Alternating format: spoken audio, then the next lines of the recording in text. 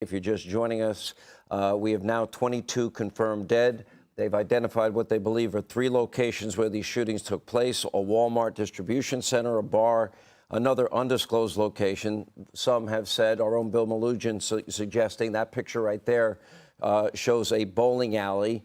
Both the FBI is supporting and have mobilized and are assisting. Maine State Police have taken the lead investigative role. Conflicting reports about one possible suspect in custody. But the local hospitals have, in the area of Lewiston, Maine, said that this is now officially a mass casualty event. Residents, again, just for general knowledge, have been advised to lock their doors, shelter in place. We bring in former governor and former UN ambassador and now presidential candidate Nikki Haley with us. Usually it would be fun to have you on. This obviously changes the mood of the country tonight. 22 people. It's a lot of people. What bothers me, and I could literally probably count the seconds before an incident like this becomes politicized. And that part of it I never like, because that's not going to bring back lives. And then I always ask the question, when something like this happens, what is your plan? What do you do? I have a personal security plan. I train in mixed martial arts. I've been a big believer in the Second Amendment for a long time, with the prayer that I never would have to use it. Maine happens to be a rural area where people tend to be involved in outdoor sports. So I would imagine a lot of people are going to have a lot of defense issues. But the bigger question, what do you see as the underlying cause of a lot of these shootings? I mean, first of all, Sean, I'll tell you, the world is on fire. I mean, we see it. We see it with wars around the world. We see it in our schools. We see it with protests on college campuses. We're seeing it here. But what does this come down to? We have got to start really getting focused and serious. That means we need serious law and order. That means that we need to defund sanctuary cities. But that means we need to acknowledge the cancer in America that is mental health. 1 in 3 Americans suffers from mental health. If treated, they can live a perfectly normal life. If not, it spirals out. We see more and more young people suffering from stress, depression, and that's leading to addiction. We don't have enough mental health therapists. We don't have enough mental health treatment centers, and we don't have enough addiction centers. And what I'll tell you is we're watching now, 80% of our mass shootings are mental health related.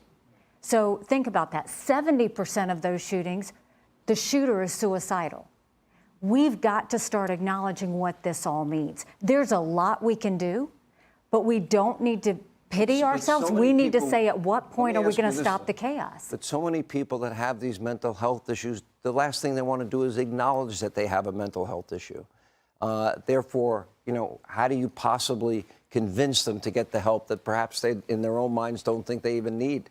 We don't have enough mental health counselors. There should be a mental health counselor in every single school to identify kids that are suffering. There needs to be one on every college campus that identifies kids that are suffering. We have to be able to see it. Most of those, if you talk to the younger generation, they will tell you if they have anxiety, stress, or depression. They just don't know, they don't have a place to go. And if you happen to get one of those things, the therapist, the mental health center, the addiction center, insurance doesn't cover it. And we have to start treating this for the crisis that it is. We have to start acknowledging the fact that this is happening.